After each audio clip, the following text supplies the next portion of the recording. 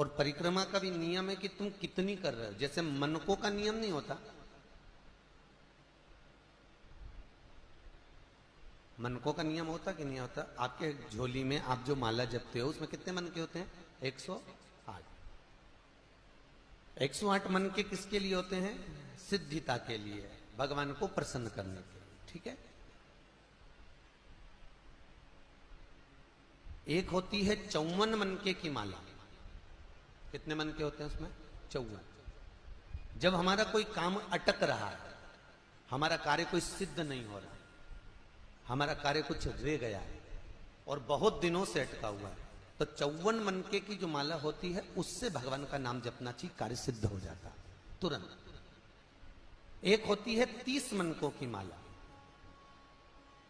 जब व्यक्ति बहुत बीमार पड़ जाता है, बहुत तकलीफ में हो जाता है, रोगीला हो जाता है, बीमारी छूटती नहीं है, बहुत कष्ट उसको होता है, कुछ ना कुछ रोग शरीर में, कभी बुखार आ रहा है, कभी सर्दी हो रही, कभी घुटना दुख रहा है, कभी कमर दुख रही, कभी हाथ दुख रहे, कभी पांव दुख रहा है, तो जिसके शरीर में जो कष्ट होता है, तो 30 मनके की माला से जाप करने पर वो हमारा रोग मात्र 2 दिन के अंदर समाप्ति की ओर आ जाता है। हमारा कितना भी तेज बुखार चल रहा हो, कितनी भी तेज बुखार आ रहा हो, तो वो मात्र 2 घंटे, 3 घंटे या 2 दिन के अंदर रोग 30 मनके। एक होती है 15 मनके की माला। 15 मनके की माला कौन सी होती है? जब बच्चा किसी एग्जाम में बैठ रहा हो, नौकरी के लिए अप्लाई कर रहा हो, कोई सर्विस के लिए जा रहा हो,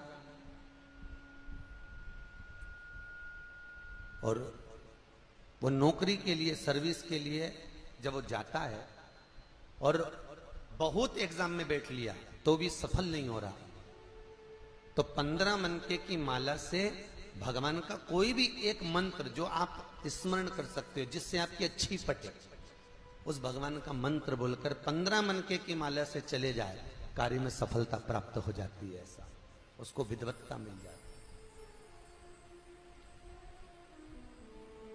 एक 7 मनके की माला भी होती है। आप लोग कभी संतों को देखना, वो उंगली में पहने रहते हैं, और उंगली में पहने बस वो हाथ में कहीं लपेट, कई लोग हाथ में लपेट देते, कहीं के हाथ में इतनी सी माला देखोगे 15 मनके की, किसी के हाथ में 20 मनके की, किसी की संतों को देखना, कोई की माला छोटी सी होती है, यहाँ चढ़ जावे तो वो 15 मनके की, 20 मनके की, 30 मनके की, कोई की 7 मनके की होती है, उंगली में फंसाकर 7 मनके की माला जपते रहते हैं। 7 मनके की माला किस लिए होती है? तो कहा अपनी प्रतिष्ठा को पाने के लिए। कोई व्यक्ति आपका धन खाकर भग गया, कोई व्यक्ति आपका पैसा ले गया, कोई व्यक्ति आपका रुपया रख लिया, और वो व्यक्ति को तुम 50 बार बोल चुके, भैया मेरा पैसा दे दे, भैया मेरा पैसा दे दे, भैया मेरा रुपया दे दे, भैया मेरा धन दे दे, और वो व्यक्ति धन नहीं दे रहा, वो व्यक्ति पैसा नहीं दे रहा। और जो व्यक्ति पैसा लेकर बैठ गया और पैसा नहीं दे रहा है, उसके लिए तुमने बहुत प्रयास कर लिया, तो एक बार हल्दी की गठान की 7 मनके की माला बना लो। हल्दी की जो गांठ होती है उसकी 7 मनके की माला, बाजार में हल्दी की भी माला मिलती है, ठीक है। हल्दी के छोटे छोटे मनके होते हैं, दाने जैसे तुलसी के होते हैं वैसे। 7 मनके की माला हल्दी की गांठ की, हल्दी की ले लीजिए, और वो 7 मनके की माला से भगवान शंकर के नाम का श्री शिवाय नमस्तुभ्यम मंत्र बोलकर जिस व्यक्ति से धन लेना है उस व्यक्ति का नाम लेकर मात्र 12 दिन या 13 दिन या 14 दिन उस माला को जप लीजिए। उसके बाद उसी माला को उंगली में पहनकर उसके कंधे पर हाथ रख दीजिए या उससे हाथ मिला लीजिए, वो आपका पैसा आपके घर देकर जाएगा। मनकों में, माला में प्रबलता होती है।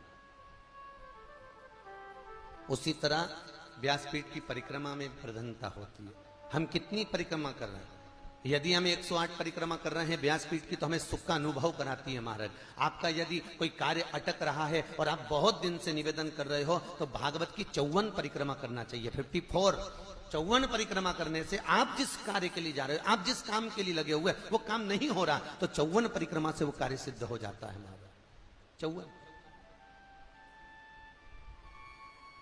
परिक्रमा के अलग अलग प्रमाण है।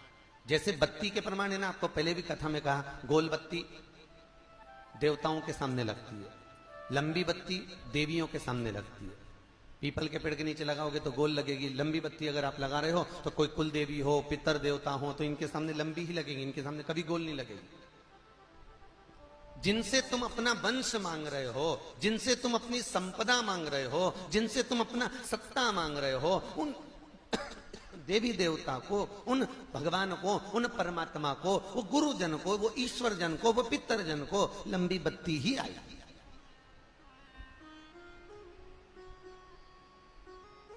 पीपल के पेड़ के नीचे कभी लंबी बत्ती नहीं आती, याद रखना।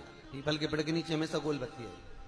अगर लंबी बत्ती आपने पीपल के पेड़ के नीचे लगाई है तो उसमें दरिद्रता देवी का वासा हो जाता है, ठीक है, ज्येष्ठा का। और अगर गोल बत्ती लगाई है तो नारायण का वासा होता है, उसमें लक्ष्मी का वासा है। जो लगाता है उसको फलीभूत होती है, उसको श्रेष्ठता होती है। तो यहां परिक्रमा का प्रधान है।